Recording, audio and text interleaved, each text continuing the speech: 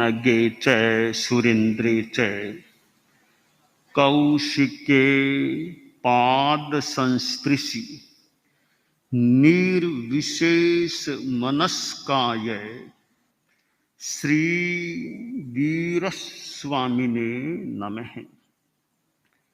भगवती सूत्र में कहा गया है, कतिविहाणम भन्ते जीव निवृत्ति पन्नत्ता।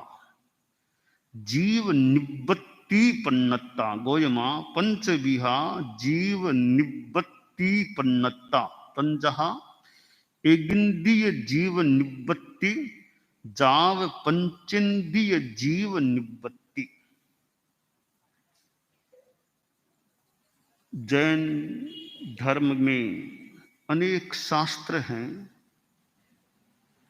और उन शास्त्रों में जिन्हें हम आगम कहा करते हैं, एक आगम है भगवई विआह पन्नति। यह बहुत विशाल काय आगम है। 32 आगम वर्तमान में हमारी परंपरा में प्रमाण रूप में सम्मत है। उनमें अनेक वर्गीकरण हैं। एक वर्गीकरण है अंग आगमों का। उनमें 11 हैं आगम, वे अंग आगम के रूप में प्रतिष्ठित हैं। उन अंग आगमों में 5वां आगम भगवई विआह पन्नति है और भगवती जैसा सम्मानपूर्ण मानो अलंकरण सा इस आगम को प्राप्त है। 32 आगमों में वर्तमान में जो उपलब्ध हैं, सबसे बड़ा आगम विशाल काय आगम यह भगवती सूत्र या भगवई विआह पन्नति है। इस भगवती सूत्र में विभिन्न विषय वर्णित किए गए हैं और इस पर कार्य भी हुआ है। इसका अनुवाद, टिप्पण या संपादन रूप कार्य भी हुआ है, प्राय संभवतः हो गया, कुछ चालू है। यहां एक जगह बताया गया है जीव निर्वृत्ति। हमारी यह दुनिया है, सृष्टि है, इसमें 2 ही तत्व होते हैं, जीवाचेव अजीवाचेव। जो कुछ है वह या तो जीव है और या अजीव है, या तो सोल या मटेरियल या अमूर्त अजीव भी होते हैं। तो जीव और अजीव के सिवाय हमारी दुनिया में कुछ भी नहीं होता है। जीव हैं वे अनंत काल से हैं, कभी जीव का प्रारंभ नहीं हुआ।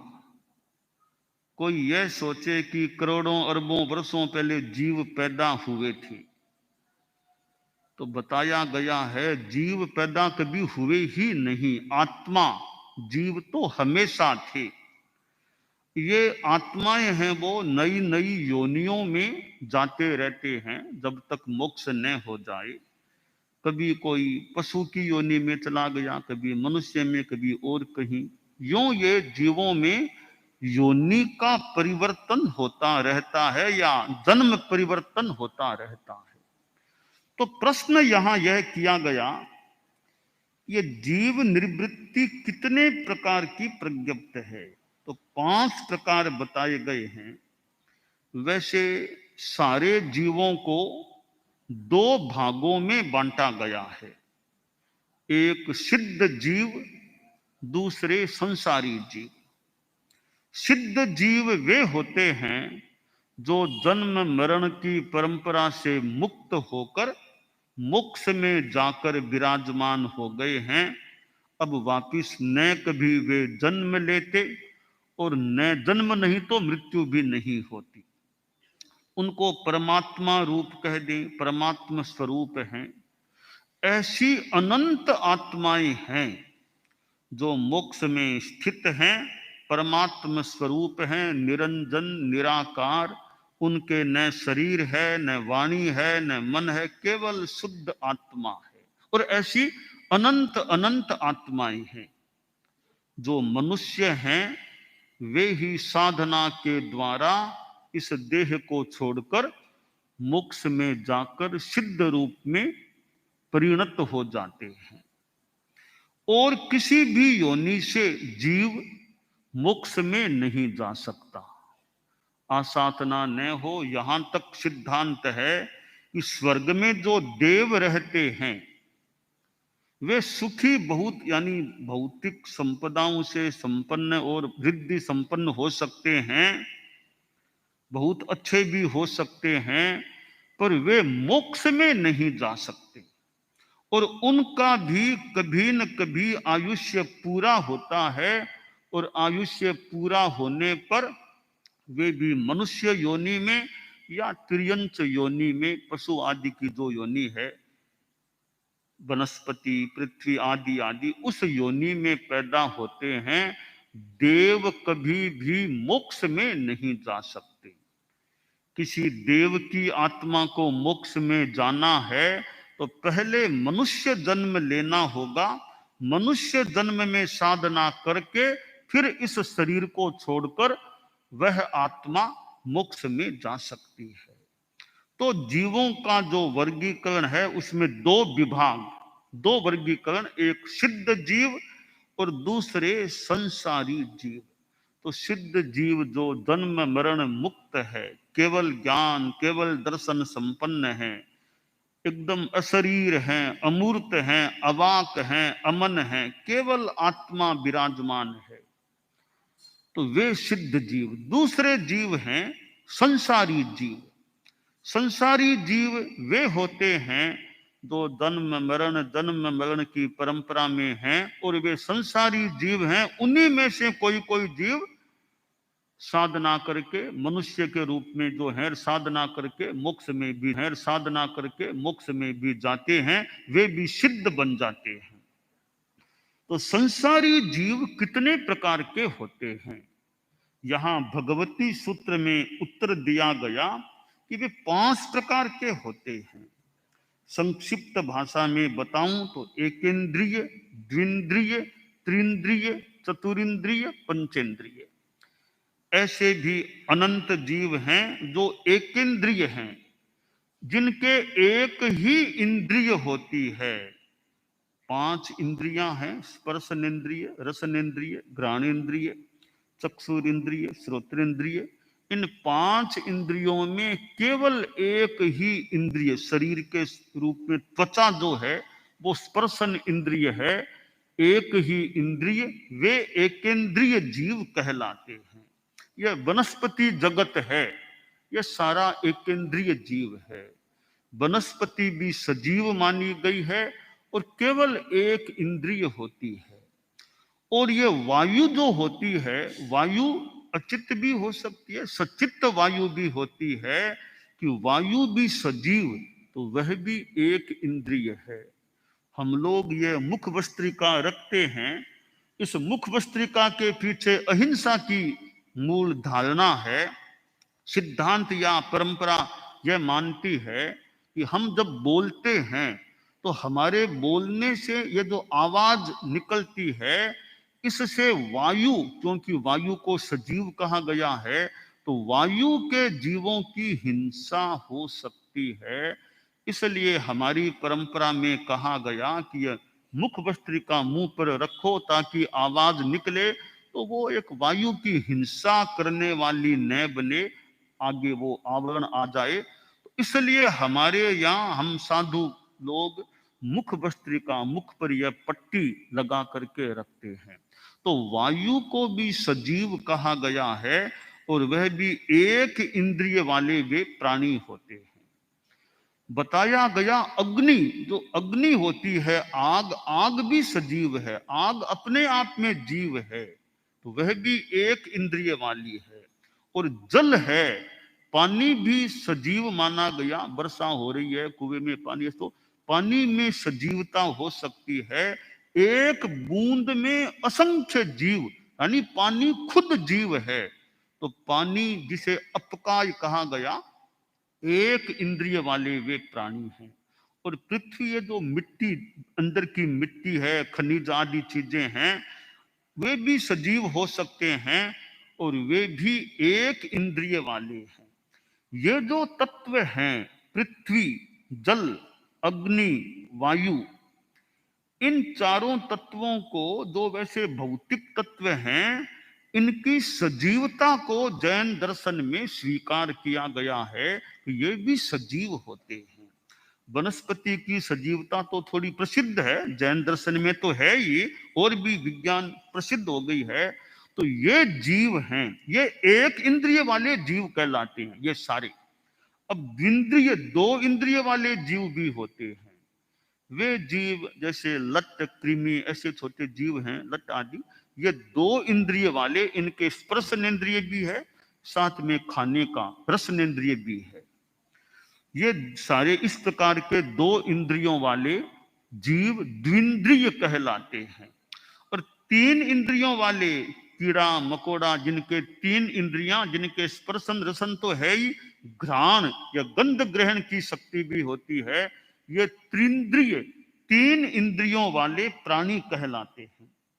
और चतुरिंद्रिय, जिनके चार इंद्रियां होती, तीन तो हो ही गई, आंख चक्षु इंद्रिय भी जिनके हैं, जैसे मक्खी मच्छर, ऐसे ये जीव हैं, ये चार इंद्रियों वाले चतुरिंद्रिय जीव होते हैं।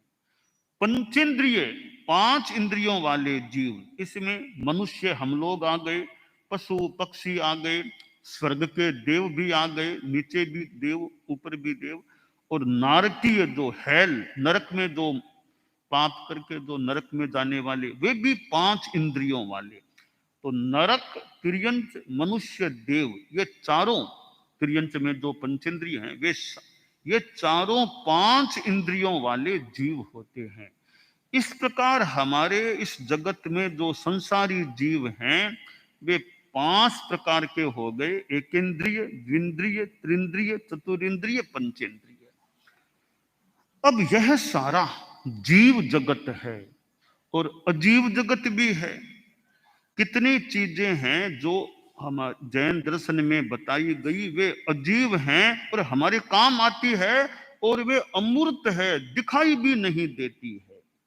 जैसे एक बड़ी महत्वपूर्ण बात है कि हम चलते हैं, मैं हाथ हिलाता हूं, तो मेरा हाथ ऐसे नहीं हिलता, एक सृष्टि की शक्ति है, उसके सहयोग से मैं चल पाता हूं, हम सब चल पाते हैं, हाथ उठाते हैं, नस आदि को हिलाते हैं।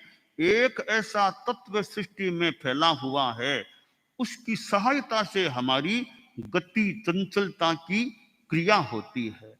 वो अजीब है, अमूर्त, वो दिखाई भी नहीं देता। उसका नाम बताया गया है धर्मास्तिकाय। धर्मास्तिकाय एक ऐसा तत्व पूरे लोक में व्याप्त है, और इसकी सहायता से ही, इसके होने से ही जीव पुद्गल ये गतिक्रिया कर सकते हैं। इसकी सहायता न मिले तो गतिक्रिया भी नहीं हो सकती। एक तत्व दूसरा बताया गया अधर्मास्तिकाय, वो विपरीत, उसका काम है गति को रोकना। आदमी स्थिरता से बैठता है, यह स्थिरता तभी संभव है जब अधर्मास्तिकाय का हमें सहयोग मिल रहा है। बाई चांस हम कल्पना मात्र करें, अगर अधर्मास्तिकाय का सहयोग न मिले तो आदमी स्थिरता से बैठ नहीं सकता। तो यूं जैन दर्शन में इस सृष्टि को, लोक को बताया गया है कि लोक है क्या। संक्षेप में कहा गया, षड द्रव्यात्मको लोक है, जहां छह द्रव्य है वह लोक है। धर्मास्तिकाय, अधर्मास्तिकाय, आकाशास्तिकाय, काल, पुद्गलास्तिकाय, जीवास्तिकाय, ये छह द्रव्य जहां है वह लोक है। तो स्वर्ग, नरक, चंद्रमा, सूरज, तारे, सारे सारी निहारिकाएं, सब कुछ ये जो दृश्य चीजें हैं, ये सारी की सारी चीजें हमारे लोक में है। लोक के सिवाय दूसरा एक आकाश है, यानी आकाश के दो प्रकार बताए गए हैं, लोकाकाश, अलोकाकाश। तो लोकाकाश में तो ये सारी दुनिया आ गई हमारी, स्वर्ग नरक मनुष्य पशु पक्षी आदि आदि, तारे चंद्रमा सूरज आदि आदि। तो दूसरा आकाश, आकाश का एक विभाग मान ले अलोकाकाश, वो एकदम शून्य है। वहां न कोई आदमी, न कोई तारा, न सूर्य, न चंद्रमा, न जीव जंतु, न कोई दृश्य पदार्थ, कुछ भी नहीं, केवल शून्य आकाश है, अनंत आकाश है। उसको जैन दर्शन में अलोकाकाश कहा गया। तो यह आकाश, वो काल, टाइम, काल भी तत्व है, वो पुद्गलास्तिकाय, जो भी हमें दिखाई दे रहे हैं चीजें, ये सब पुद्गल हैं। और जीवास्तिकाय, ये जो मैंने कहा जीवों का जगत, जीव जगत है। तो यह हमारी जो दुनिया है, लोकाकाश है, इसमें जीव अजीव भरे पड़े हैं।